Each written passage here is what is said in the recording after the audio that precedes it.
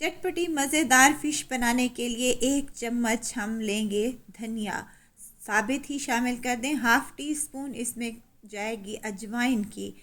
गोल लाल मिर्चें शामिल करूंगी 10 से 12 और इसके बाद इसमें सफ़ेद ज़ीरा शामिल करूंगी हाफ़ टी स्पून। इन तमाम चीज़ों को आपने दरदरा सा कूट लेना है, ये देखें कुछ इस तरीके से। और इसमें अब दोबारा से शामिल करूंगी चाट मसाला 1 टीस्पून के बराबर। इसमें जाएगा 2 चम्मच बेसन का और 2 ही चम्मच इसमें शामिल करूंगी चावल का आटा। इससे बहुत ही क्रिस्पी सा एक क्रंच आएगा।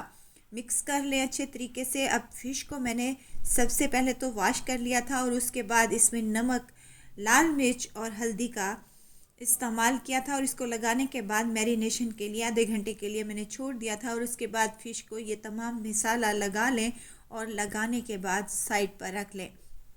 फ़िश पर तमाम ड्राई कोटिंग लगाने के बाद आप लोगों ने एक प्लेट में इसको रख देना है। अब इसी पॉइंट पर आप चाहें तो फ्रीज़ भी कर सकते हैं इस फ़िश को, और जब भी आपका दिल करे आप फ़िश को उठाएं, हल्का सा इसको गर्म करें और फ्राई कर लें।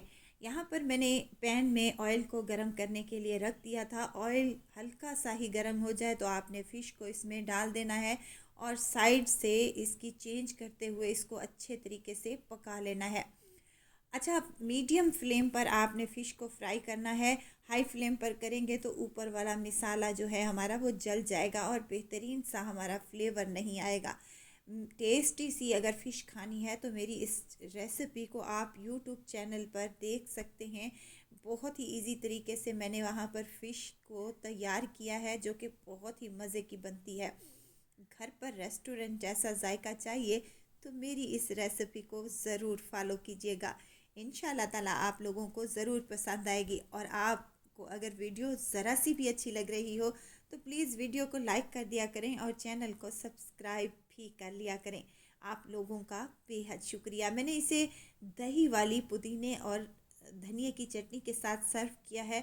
नहायत ही मज़ेदार सा कम्बिनेशन है और बहुत ही टेस्टी सी ये लगती है।